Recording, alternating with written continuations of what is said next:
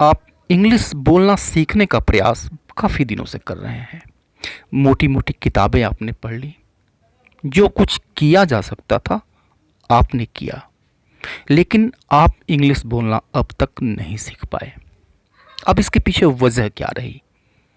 वजह ये रही कि जो आपका तरीका था वह तरीका गलत था। तो फिर सही तरीका क्या है, यह जानने के लिए इस वीडियो को अंत तक देखें विदाउट स्किपिंग। प्ले का मतलब क्या होता है, प्ले का अर्थ क्या होता है?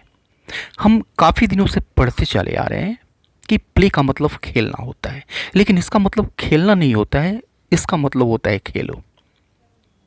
उसी तरह से सिट का मतलब बैठना नहीं होता, इसका मतलब होता है बैठो। और रीड का मतलब क्या होता है? क्या इसका मतलब पढ़ना होता है? नहीं, इसका मतलब पढ़ना नहीं होता है, इसका मतलब होता है पढ़ो। ईट का मतलब क्या होता है? ऑब्वियसली हमने अब तक पढ़ा है कि ईट का मतलब खाना होता है, लेकिन इसका मतलब खाना नहीं होता है, इसका मतलब होता है खाओ। अब मान लीजिए कि आप मेरे सामने खड़े हैं और मैंने कहा सिट, तो मेरे कहने का मतलब क्या है? मेरे कहने का मतलब है बैठ जाओ या फिर बैठो। आप बैठ जाएंगे, तो सिट का मतलब बैठो हुआ या फिर बैठ जाओ हुआ, राइट? खाना आपके सामने रखा हुआ है और मैं कहता हूं ईट, तो मतलब क्या निकलेगा इसका? सीधा सा मतलब इसका निकलेगा खाओ, और आपका खाना शुरू कर देंगे।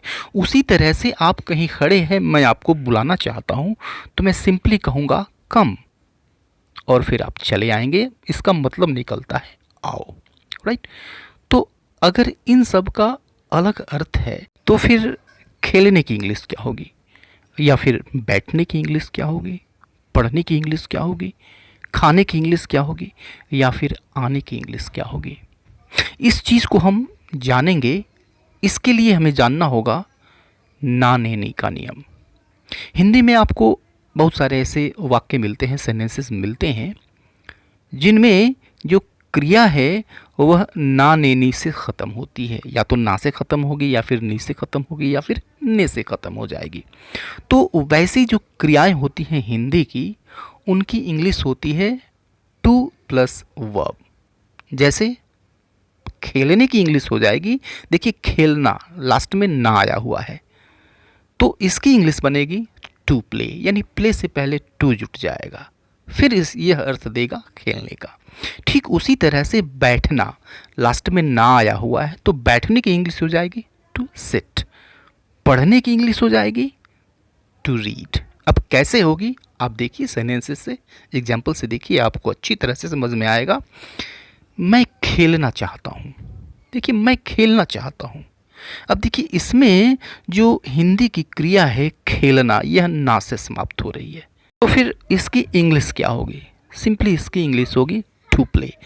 और इसके लिए, इस पूरे सेंटेंस के लिए हम जिस स्ट्रक्चर का यूज़ करेंगे, फॉर्मूला का यूज़ करेंगे, वो है सब्जेक्ट प्लस V1 यानी वर्ब की first form plus two verb, यानी जो क्रिया जो वर्ब ना नेनी से समाप्त हो रही है उसकी इंग्लिश इसके ठीक बाद आएगी, राइट? तो मैं खेलना चाहता हूँ। अब देखिए मैं यानी आई, और आई के बाद चाहता हूँ, यह वर्ब है, वर्ब की first form means I want, और क्या चाहता हूँ भाई? तो खेलना। तो अब देखिए यह ना से समाप्त हो रही है। अब इसकी इंग्लिश बनेगी to play, means I want to play, means मैं खेलना चाहता हूँ, तो खेलने की इंग्लिश टू प्ले, राइट?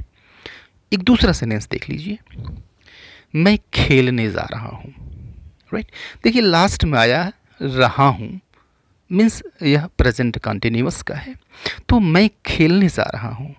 अब इसका जो स्ट्रक्चर होता है, जिसका जो फार्मूला होता है, वो आप जानते हैं, होता है subject plus B, B means is, M या फिर आर, और V4 होता है यानी वर्ब की ING फॉर्म, और उसके बाद से टू वर्ब लगेगा। टू वर्ब मतलब वह क्रिया, उस क्रिया की इंग्लिश लगेगी जो कि ना नेनी से समाप्त हो रही है। तो सबसे पहले रखिए फार्मूला पर इसको, मैं खेलने जा रहा हूँ, तो कौन खेलने जा रहा है? मैं खेलने जा रहा हूँ, सब्जेक्ट है आई, और आई के साथ एम आता है प्रेजेंट में, तो आई एम, और फिर से उसके बाद V4 यानी वर्ब की, मेन वर्ब की ING फॉर्म गोइंग, और फिर देखिए क्या करने जा रहा हूँ, तो खेलने जा रहा हूँ मीन्स ने से, ये अब देखिए ने से ख़त्म हो रहा है, तो ने से ख़त्म हो रहा है तो इसके पहले हम टू लगा देंगे, to play, I am going to play. वह दवा लेने बाजार गया, दवा लेने बाजार गया पास्ट इंडेफिनिट है। इसका जो फार्मूला होता है वो होता है सब्जेक्ट प्लस V2 यानी वर्ब की second form plus two verb, यानी यह जो वर्ब है उसके पहले टू आएगा, यानी यह वही वर्ब है जो कि नाने से समाप्त हो रही है, यानी लेने। इसकी हम इंग्लिश यहाँ पर लगाएंगे, शेष चीज़ें इसके बाद आ जाएंगी। तो वह दवा लेने बाजार गया मीन्स ही और मेन वर्ब की सेकेंड फॉर्म वेंट, राइट। और कहाँ गया, टू मार्केट, बाजार गया। अब देखिए बाजार गया तो क्या करने गया, तो लेने गया मीन्स ने से समाप्त हो रहा है, तो इसकी इंग्लिश बनेगी टू टेक।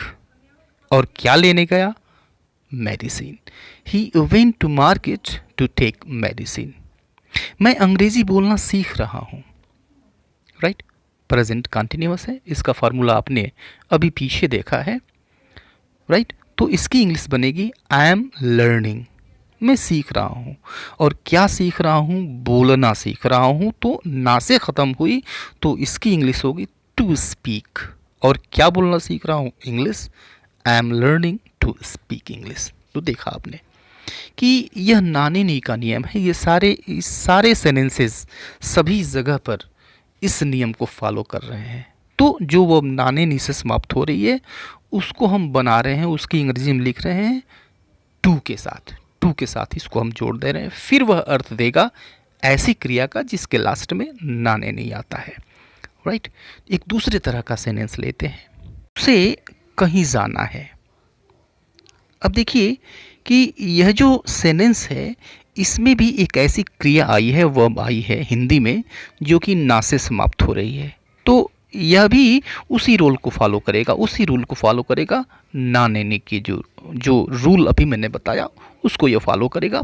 इसके लिए जो फार्मूला हम यूज़ करते हैं वो है subject plus B, B means is M R या फिर वाज वर, और उसके बाद से हम नाने नी से समाप्त होने वाली क्रिया की इंग्लिश इसके ठीक बाद रखते हैं, राइट। तो उसे कहीं जाना है। अब कैसे, यहाँ पर ये फार्मूला कहाँ से आया इस बात को हम बाद में जानेंगे, या फिर इस पर मैंने एक वीडियो बनाया हुआ है, वहाँ पे इसको जाकर देख सकते हैं, लिंक आपको डिस्क्रिप्शन बॉक्स में मिल जाएगा।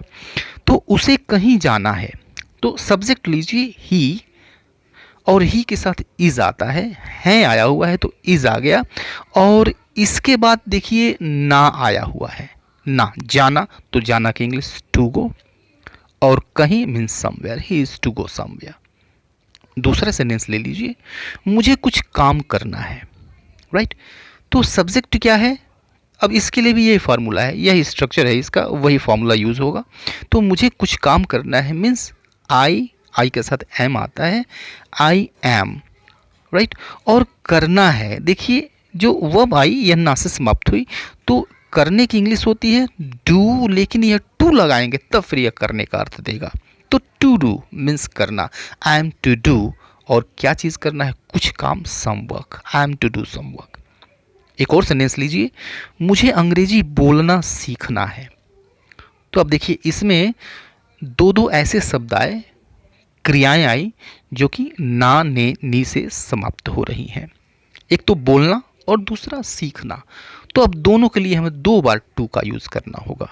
तो मुझे अंग्रेजी बोलना सीखना है मीन्स आई सब्जेक्ट हो गया और आई के साथ एम आता है, तो आई एम, और फिर सीखना, तो सीखने की इंग्लिश होती है लर्न, लेकिन अभी ये अधूरा है, इसके पहले टू लगाएंगे फिर यह देगा अर्थ सीखने का। तो आई एम टू लर्न, और क्या सीखना है, तो बोलना, यह भी ना से समाप्त हुआ। तो बोलने की इंग्लिश होती है स्पीक, लेकिन स्पीक अकेले अर्थ बोलने का नहीं देगा, इसके पहले टू लगाएंगे फिर यह अर्थ देगा बोलने का। तो टू स्पीक, और क्या बोलना सीखना है, तो इंग्लिश। तो ये कंप्लीट होगा, I am to learn to speak English, right. तो यह था नाने नी का नियम।